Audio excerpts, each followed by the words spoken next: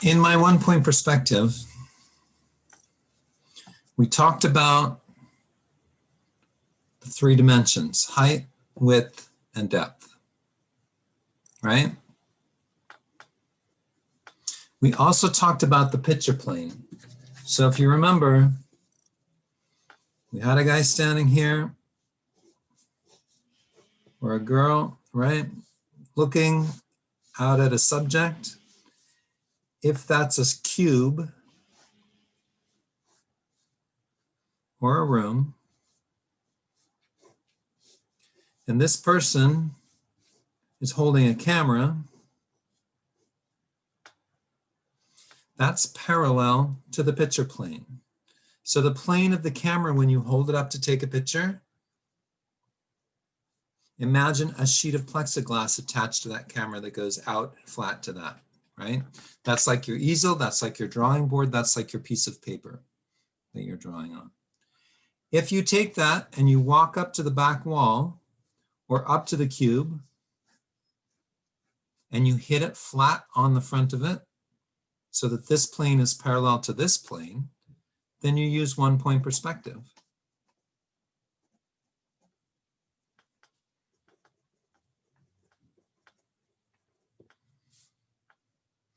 If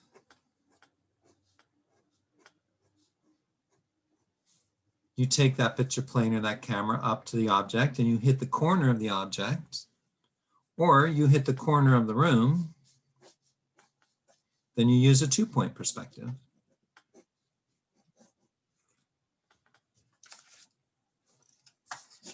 How do we set that up? We have many of the same things that we have in the 1-point. A horizon line is very important. That's our eye level, right? So the horizon line indicates where the eye of a person standing in the room is going to be, right? We talked about how this person would be short back here and their head would be drawn on the horizon line. If they came out here, they'd be this tall.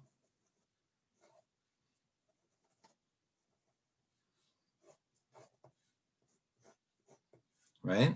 So the rules of perspective still apply, which is things get shorter as they move off into the distance.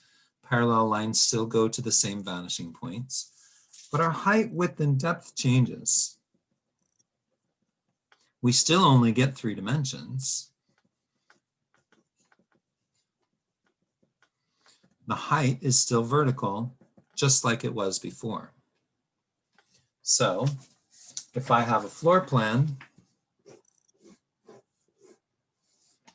and I'm looking not flat at the wall back here, right? So here's me standing here. These are my shoulders. This is my head. This is the picture plane in front of me. If I walk straight up here, then I'm going to draw on a 1-point. This is a 1-point view. If I turn this direction and I face into the corner, that's a 2-point view, right? So what I want to do is I want to start drawing that room with this corner. So I'm going to go in the middle of my paper. I'm going to make a line that represents the back corner of the room. And this right here is going to be 0 where the floor is, and this is going to be 8 feet where the ceiling is, and this should be at about 5 or 6 feet here, because that's me standing up. My height level is still 5 feet or 6 feet, right?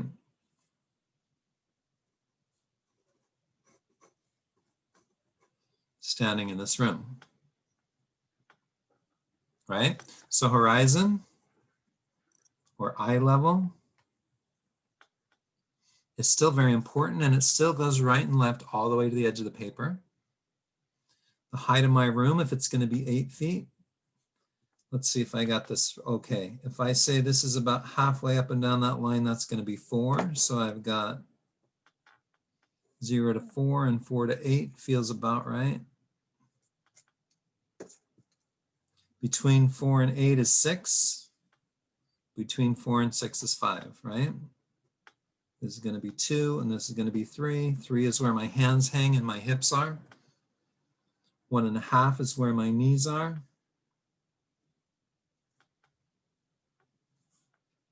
right?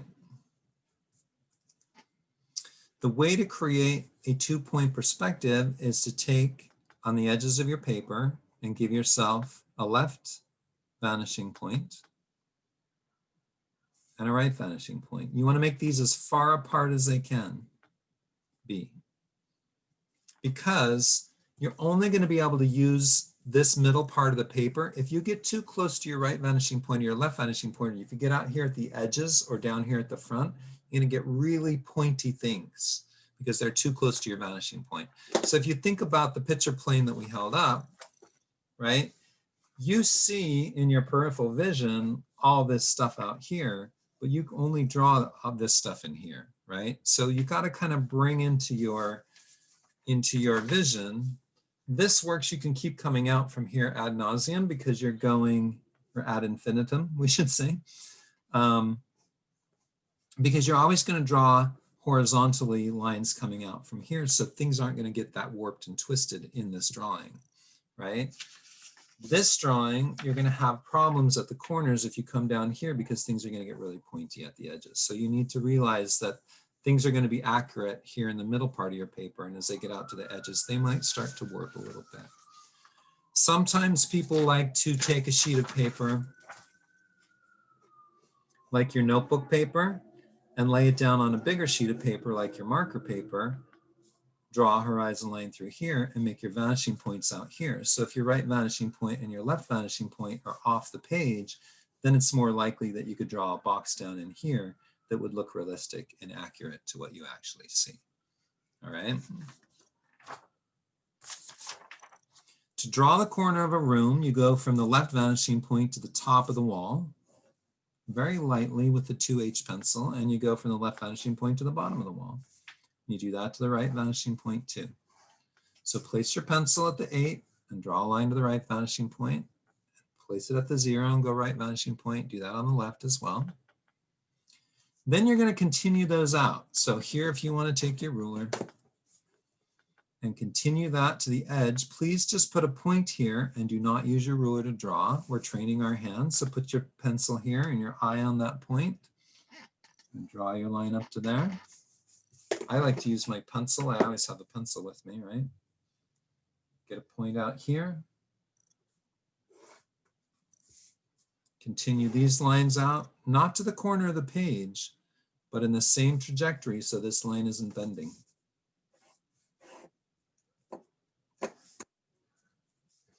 This now is the back corner of the room. This is the line between the right wall. This is right wall, left wall, ceiling, and floor.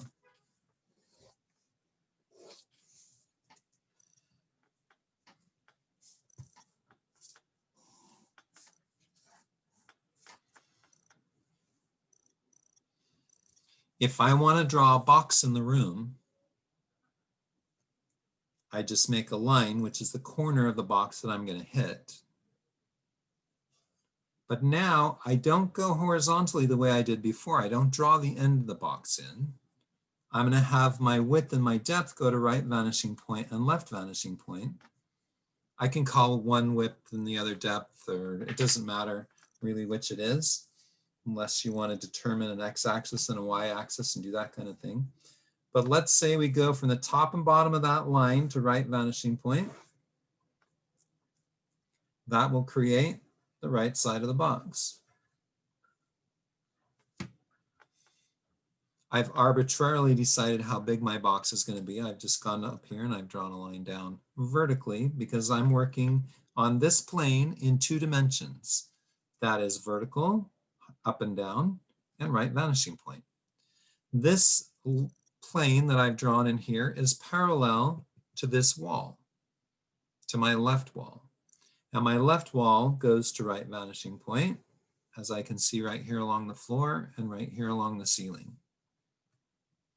So take from that line and draw from the left vanishing point to the top and the bottom of the box, and you'll make the left plane of that going off in this direction. Draw a vertical line over here, and you'll have something that looks like a book. So I've drawn the left plane of this, which goes left vanishing point and vertical. I'm checking the edge of my paper to make this a little bit more vertical.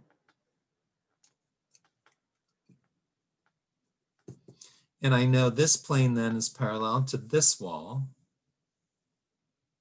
which heads towards left vanishing point.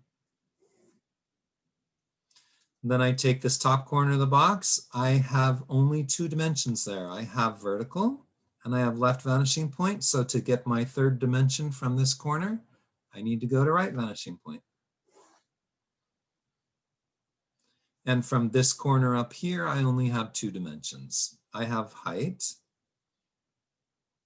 and I have right vanishing point. So I need to get my left vanishing point dimension in there for my 3rd dimension. Notice here I already have 3. I have height, I have right, and I have left. Here I have 3, height, right, left. Here I have height and right. I don't have left. If I wanted to do a dotted line or a light line there, that's going to not be seen. It's inside the box. This line is going to head off towards the right vanishing point inside the box. So I'm going to make a dotted line or a light line. From this back corner, it should, what's my 3rd dimension? I've got right and left, so I need to drop straight down. Now, these aren't lining up, that corner and this corner. So it looks like my box is a little bit off. I'm kind of bending my lines as I move my hand. So I need to justify that. I'm going to adjust these just a little bit. I'm going to check my verticals and horizontals to see how they work. Make it a little bit better, a little bit straighter. Understand that's my box in the room. When it's time to draw a shelf unit, I'm going to come in from the corner here. If I want something to sit along the corner, I'm going to come away from right vanishing point. So I'm going to use this line here, and I'm going to make another line coming out. And then I'm going to go, every time I turn a corner, I change vanishing points, right? So here I'm going towards the left vanishing point. Here I'm coming away from right vanishing point. For the front of it, I need to come away from left vanishing point. That's the footprint of my new box.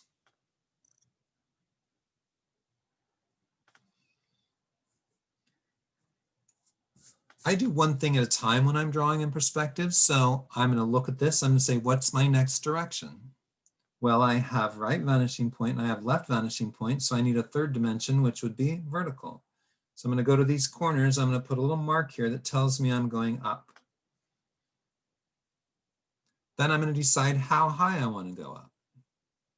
So if I'm making a table, I want it to be about 3 feet high. Where's 3 feet? This line right here I know is 5 feet, right? I could go half of that and say 2.5 feet. That might be a good table. Maybe that's how high I need to go. But I want 3. So I'm going to come here to my 3. I'm going to draw a line on this wall that's 3 feet high. Everything on this wall relates to the left vanishing point. How do I know? I go down to the floor. This wall's floor relates to vanishing point left. So come to the 3 and draw a line from the left vanishing point across that wall. This is a 3-foot line. This is a 5-foot line. So if I'm drawing a table, I'm going to bring this corner up the wall to 3 feet. Actually, that's more like a bar height, isn't it? That's like a countertop. The table actually would be 2.5. So if I want to go left vanishing point through the 2 and then split it in half, I'd have about 2.5 for a table. If that cabinet, let's say I want to draw a cabinet instead of a table and it's going to be 6 feet tall, I'm going to take left vanishing point through 6 feet, and now I'm rising because I've crossed my eye level. So this cabinet's going to come all the way up here, go really high, and now I'm dropping towards left vanishing point. So imagine this other line coming up here. And this would be the shadow of a cabinet on the wall or a table on the wall, let's say. This would be the shadow of a bar. This up here would be the shadow of a tall cabinet, taller than me, right? Because in this room, I'm only going to come up to this height right here.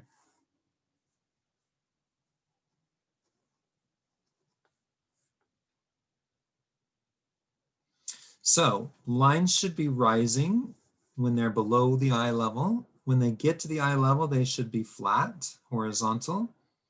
And when they go above the eye level, they should be dropping towards the left vanishing point. So if I wanted to put a square light on the ceiling or put a box up here, this would be dropping towards left vanishing point. This would be dropping towards the right vanishing point. And I would see the bottom underneath that box because I'm looking up at it.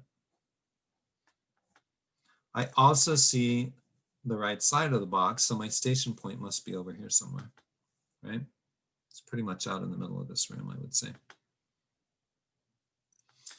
To complete my drawing of the table, I'm going to bring the front sides of the box up.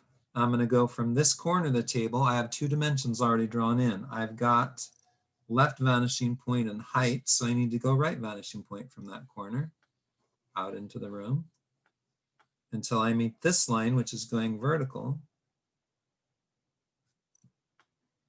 And I need to come from this line away from right vanishing point until I hit this line that's going vertical. And then this point and this point should meet on their way to left vanishing point.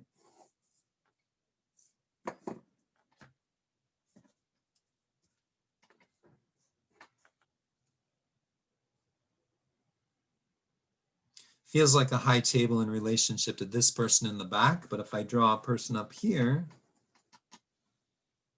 put their feet on the floor, split this in half, their hips are going to be here, their rib cage is going to be here, so their hands are going to fall right about at the top of that table.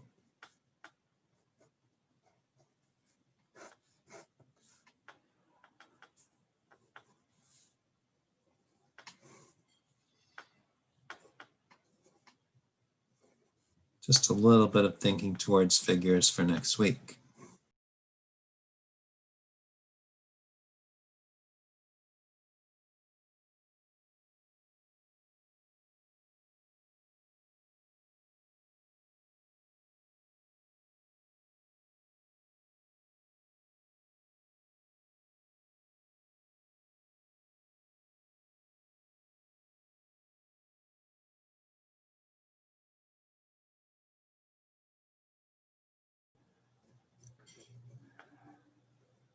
For now, we're kind of doing stick figures. I'm kind of doing stick figures. You don't need to draw stick figures into yours, but it might help you understand how rooms are designed, right? Doors, for instance, are 7 feet high because most people are between 6 and 7 feet, between 5, right, and 6 feet. 7 gives us enough room to clear most everybody. 7 feet high and 3 feet wide is a door. So I could take this measuring tape out here on the floor and I could figure out what 7 by 3 is. I'm going to pinch it up a little bit in depth because it's going to collapse some. I can take this cabinet, I can punch it into the wall. I'm going to make a built-in bar into the kitchen. How about that? I'm going to go right into the wall here. I'm going to draw a cabinet here. I'm going to erase this line here. This is above my eye level, so I actually would see this line coming towards right vanishing point. If I ever have a corner and I ask myself, do I have enough there? I have height. I have left vanishing point. My right vanishing point would show because it's below there. Here, which direction do I go? I have height and I have right vanishing point, so I need to go away from left vanishing point again. So here I would see the ceiling. Here I would see the right cabinet in the kitchen. Here I'm going to end that cabinet so a person can stand back in here. So I'm going to project my floor back into there a little bit and put my person at the same height. Maybe this person's shorter than me. I'm going to change it just a little bit, but I'm going to keep pretty much all my heads on the horizon line. That's going to hit their waist, their rib cage, their hands are going to come to the counter. So now I have a friend serving me something from the kitchen. Maybe I just want to see their body like a little cylinder right now. Sometimes a symbol's enough, right? You get it.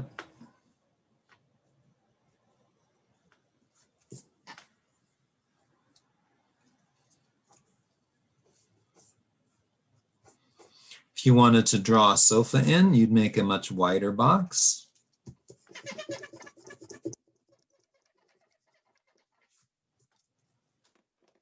You'd come away from left vanishing point over here. I have height. It's sometimes useful for me to draw the shadow on the wall first. If I want this sofa to be 3 foot high, I'm going to come over here to my 3, and I'm going to draw a line on this wall. This wall, everything relates according to the floor to right vanishing point. So I'm going to come away from the right vanishing point at my 3 level, and that's how high my sofa is going to be.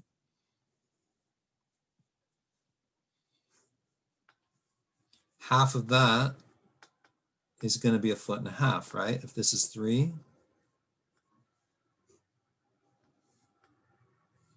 then I can still take height and I can divide it in half because measurements work out that way. The width and the depth are going to collapse as they go in depth. So if I wanted to say what's halfway between here and here, I wouldn't just divide this line in half. What I would do is use the measuring system. So if I have a rectangle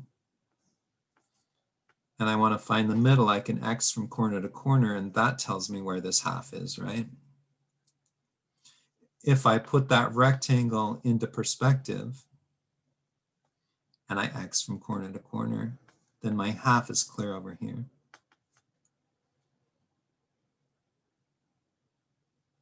So I'm going to take this and I'm going to X across here, and I'm going to find that half is actually this way. See how that line that I thought was half moved back this direction? This is my halfway mark. So my seat is going to sit at the halfway mark, and it's going to come here. I have height, and here I have right vanishing point. So I need to come out from left vanishing point into the room. This is where I'm talking about the sharpness, right? Over here, it's going to feel pretty natural. Over here, it's going to get really wonky because I'm too close to my left vanishing point. I'm going to stick with it though, because I want this to line up. I'm going to come out into the room enough for the seat. I'm going to drop this straight down. Why? Because I have left vanishing point and I have right vanishing point in this plane. So this now is going to be the seat of my sofa. So here I have left and right. I'm going to drop down. How far? Well, this line, I have left and vertical, so I need to go towards right. Where those lines cross, finishes off my box. This is a very rigid bench, but you guys can draw into that with your understanding of the sofa, right? You may want to take first of all and say, if a sofa is 3 foot high and 3 foot wide, and the seat happens at 1.5,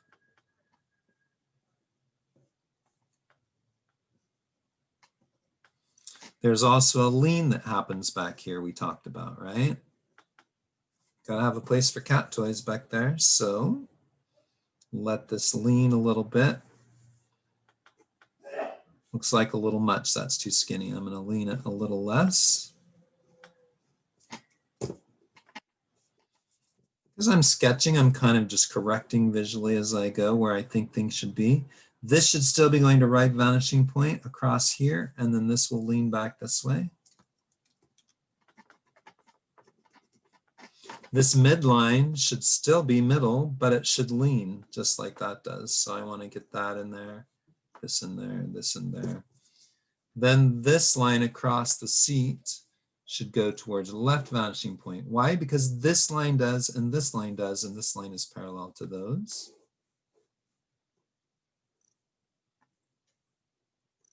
Vertical, why? Because I already have left and right, so I need a vertical here.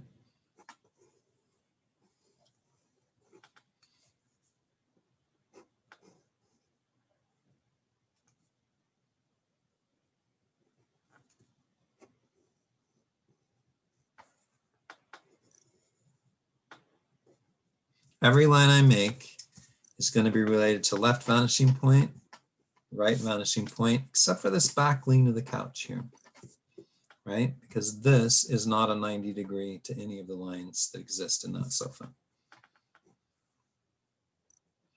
I'm going to make round legs on this end. So you can see how that worked. Square legs would come towards right vanishing point, towards left vanishing point to create the end of the leg there.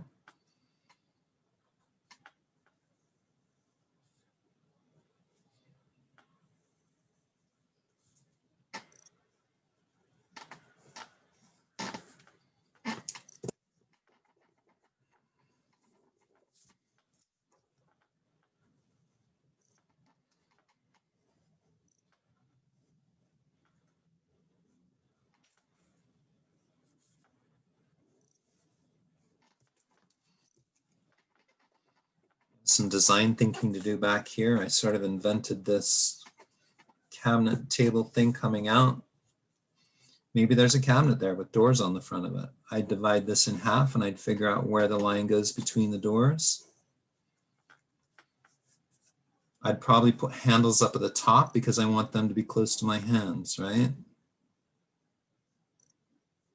When I draw an ellipse on a vertical surface, I take a box like this and I think, okay, the top of the box is horizontal. We've got that covered, right?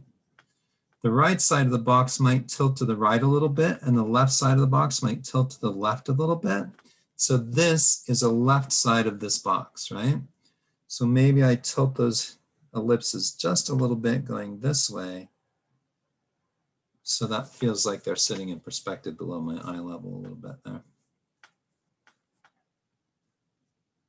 So when I have a cup or a bottle or a plate or a pan or anything like that sitting on a table, I have a vertical line that centers it.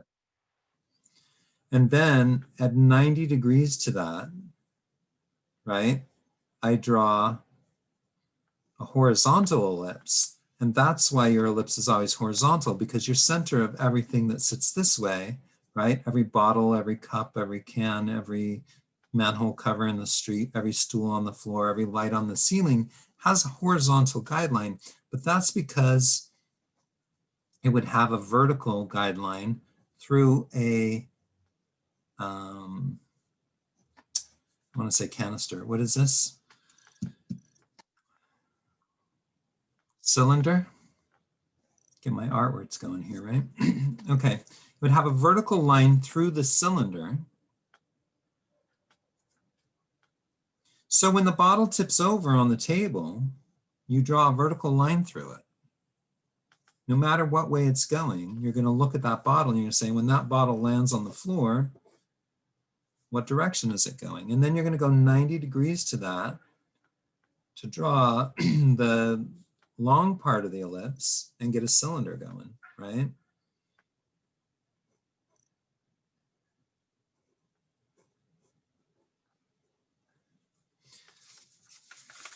In this room, what I do is I take an arrow through this target, basically, off towards right vanishing point, and I imagine a cylinder coming out this direction so that the knobs on there would go this way, right?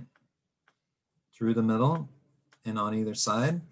Therefore, I'm going 90 degrees to that, right? So we imagine an arrow going off this way towards right vanishing point.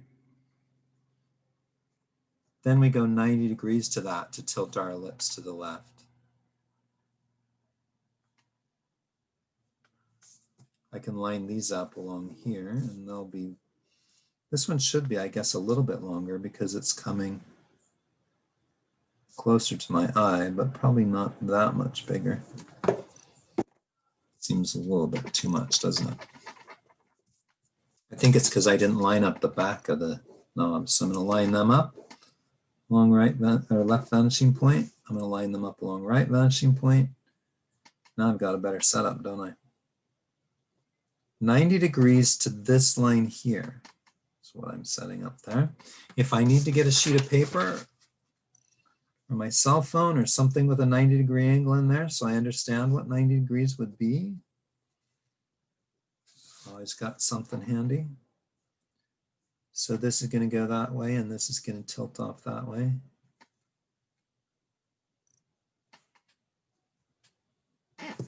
Yeah, the more I think about it, the more logical I get, the more scientific I am in my thinking before I draw, the more realistic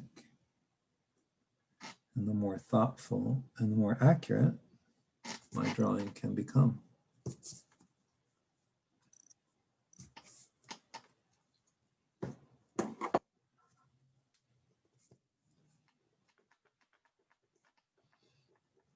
My next step is to improve my design. I want to make those knobs smaller because I want people to walk up to this bar and not have something poking out at them like that.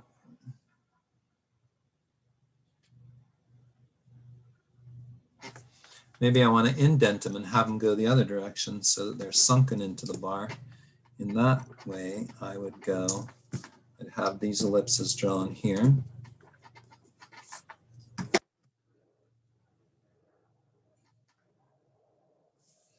Should do better at lining them up. Then to sink them in, I'm going to draw a repeat of this side over there so that you see like a hole there. I think that's better design because I don't have something poking out into the room when I want somebody to be able to walk up here to this cabinet and talk to the bartender.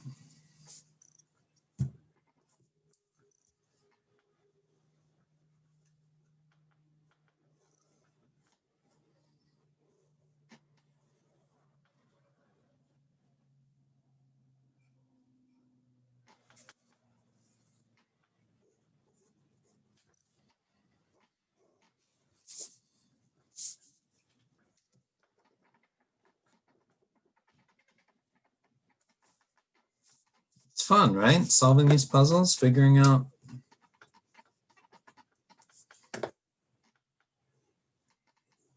why things work and how they work and